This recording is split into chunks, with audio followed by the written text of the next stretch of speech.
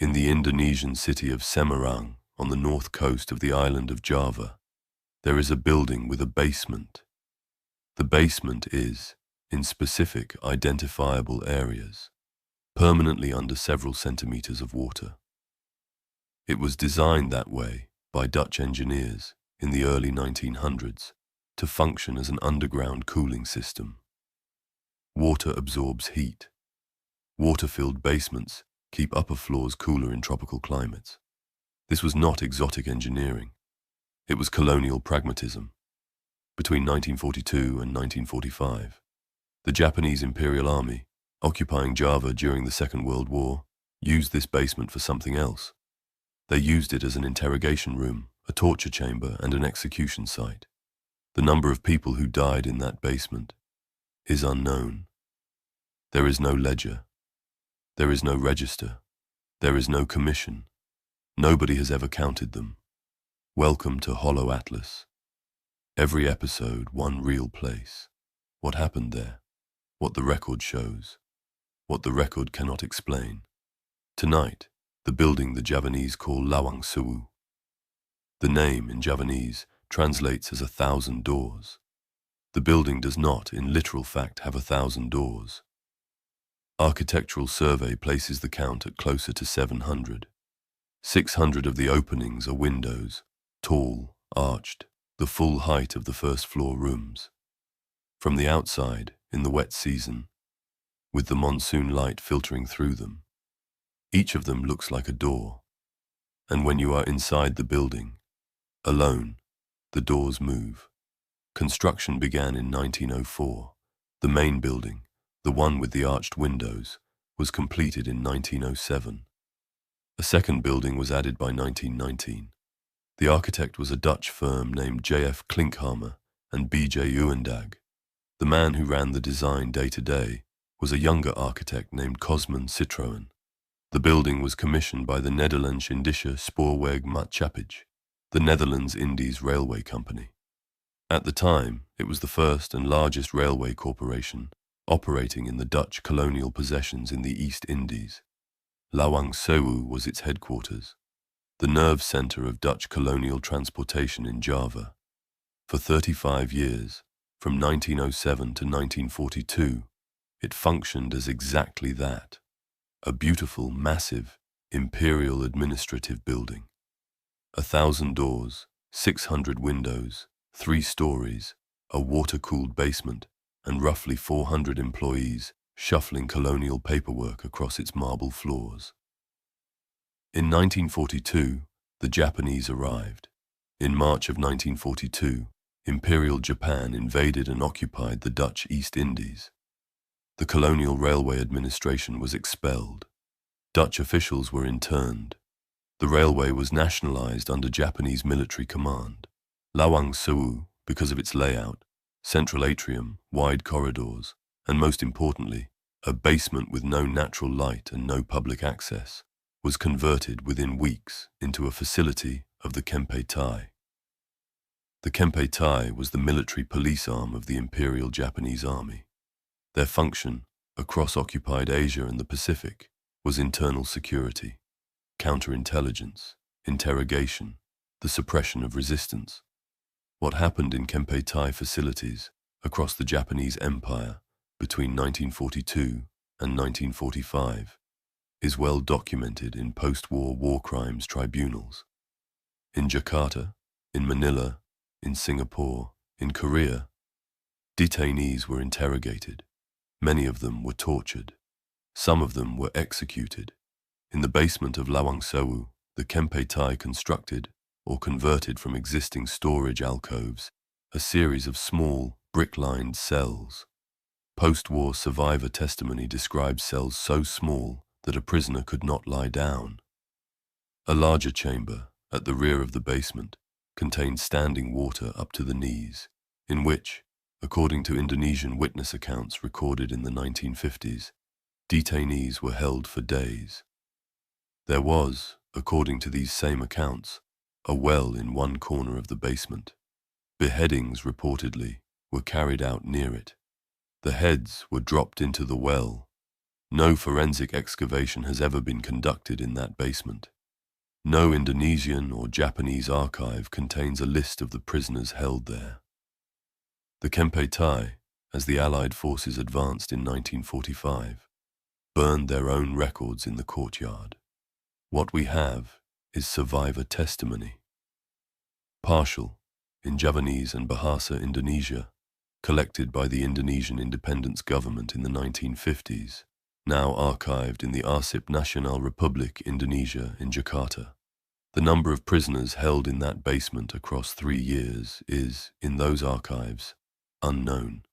The Japanese surrendered to the Allies on the 15th of August, 1945. 2 days later, the Indonesian nationalist leader Sukarno declared Indonesian independence.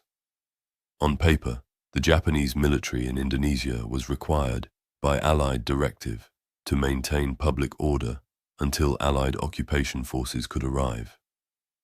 In practice, Japanese units retained their weapons and their administrative authority for weeks, including control of Lawang Sewu. In Semarang, on the 14th of October 1945, a young Indonesian paramilitary force, the Angkatan Muda Kereta API, the railway youth, attacked the building. Their objective, in part, was to liberate the basement detainees. Their second objective was to seize the building itself, because Lawang Sewu was the administrative heart of the Javanese rail system, and whoever held it controlled rail transportation across central Java.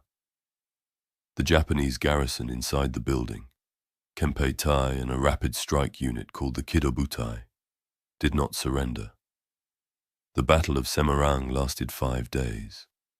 Fighting was concentrated inside the Lawang Sewu building itself, in the corridors, on the stairs, room to room, door to door. In a building with roughly 700 openings, casualties on both sides are disputed to this day. Indonesian sources claim several thousand dead across Semarang. Japanese sources claim several hundred. The number who died specifically inside Lawang Sewu, nobody has ever published a reliable figure. 5 Indonesian railway workers, whose names are preserved on the Tugu Muda monument in central Semarang, are known to have died inside the building during the battle. The number of Japanese soldiers and Indonesian fighters who died alongside them is not known, and the number of people who had died in the basement between 1942 and October of 1945, also not known. 400 years of Dutch colonial record keeping, interrupted by 3 years of Japanese deliberate record destruction, interrupted by 5 days of urban combat, left the ledger of Lawang Sewu's dead permanently blank. We are going to pause Lawang Sewu now, because something needs to be explained about this building, and it needs to be explained here. Lawang Sewu was built to colonial Dutch engineering standards of the early 1900s. Thick brick walls, vaulted ceilings in the basement, polished marble floors on the main levels, wooden shutters, stained glass rosettes, and, crucially, several hundred large, hard, reflective architectural openings. Architectural acoustics, as a discipline, has a term for this: high reverberation time. In an empty cathedral, or an empty courthouse, or an empty colonial-era administrative building with polished floors and no soft furnishings, sound persists. A footstep can take 3 to 7 seconds to fully decay. A whisper in the basement will echo back from the opposite wall several tenths of a second after it was spoken. The human brain, evolutionarily, is exquisitely tuned to detect footsteps, to detect voices, to detect the sound of another person breathing in the same enclosed space. In a high reverberation environment, where your own footsteps echo back at you from 3 directions with a slight delay, the brain reliably interprets those echoes as other people. This has been measured. A 2012 study from the Netherlands Organization for Applied Scientific Research, using immersive audio playback, found that subjects placed in reverb-heavy empty spaces reported at a rate of over 60% hearing footsteps or voices behind them. Footsteps and voices that were, in fact, their own. They could not tell the difference. Lawang Sewu is a 1900s colonial railway headquarters with marble floors, thick brick walls, and several hundred large openings. It is, acoustically, one of the most reverberant civilian buildings in Indonesia.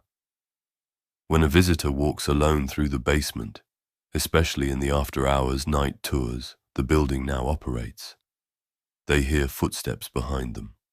The footsteps are their own. The brain does not know this. Every report of a voice, a whisper, a presence, a second set of footsteps in that basement can be, and has been, reproduced by acoustic engineers using nothing but brick, marble, a tape recorder, and an empty pair of shoes. That is the sound layer. It explains what people hear. It does not explain what happened there. It does not explain who died in those cells. And it does not explain why the building, in the collective memory of Indonesia, still weighs as much as it does. Lawang Sewu was reopened to the public in 2011 after a long period of abandonment in the 1980s and 90s, during which it fell into serious disrepair. The Indonesian State Railway Company, PT Kereta API Indonesia, invested substantially in its restoration. Today, the building functions as a heritage museum, a railway gallery, a public monument. The basement was officially closed to tourists for 10 years, from 2014 to December of 2024. It has since reopened, with guides, with permitted hours, with lighting. Visitors to the basement describe, consistently, across thousands of online reviews, across multiple languages, 4 things: the cold, the water, footsteps, and a sensation the visitors almost all frame the same way, that they are being watched from within the walls. 2 figures are most frequently named in the folklore surrounding the building. One is a Dutch colonial-era woman, reported to have died in Lawang Sewu. The other is a kuntilanak, a figure from Javanese folk belief, the ghost of a woman who died in childbirth. Neither figure is documented in any archive. Both are named consistently by visitors and by local guides. The archivist does not debate the folklore. The archivist notes that Javanese folk belief predates Dutch colonization by centuries, survived it, survived the Japanese occupation, survived 50 years of post-independence modernization, and continues to inform the way people understand a specific Dutch-built basement in the city of Semarang. That is itself a historical fact. Cultures remember buildings. Buildings remember the people who died in them, and the shape that memory takes. In Javanese culture, a kuntilanak is not more or less real than the shape memory takes in Enfield, where it was a voice named Bill Wilkins. It is the same architecture of loss, rendered in different local vocabulary. On the opposite side of Semarang from Lawang Sewu stands the Tugu Muda, the Monument of Youth. It was erected in 1950. It commemorates the Battle of Semarang and the 5 railway workers who died inside Lawang Sewu. 5 names, out of an unknown, unrecorded, larger number. The Indonesian government has never conducted a formal investigation into the total casualty count at Lawang Sewu. Across the Japanese occupation, the basement imprisonments, or the 5-day battle. The Japanese government has never acknowledged on the record what the Kempeitai did in that basement between 1942 and 1945. The Dutch government, which kept meticulous colonial records before 1942, lost those records when the Japanese seized the building. 3 national archives, 3 chains of custody, 3 governments, and 1 building. And the number is still unknown. Lawang Sewu's dead are, in the technical language of historiography, undocumented. which means, in practice, that the only record of them that exists is the building itself. The name, Lawang Sewu, 1,000 doors. It is imprecise, architecturally. The count is closer to 700, but the Javanese do not in fact call it 700 doors, because the number in Javanese is not about arithmetic. It is a way of saying a number too large.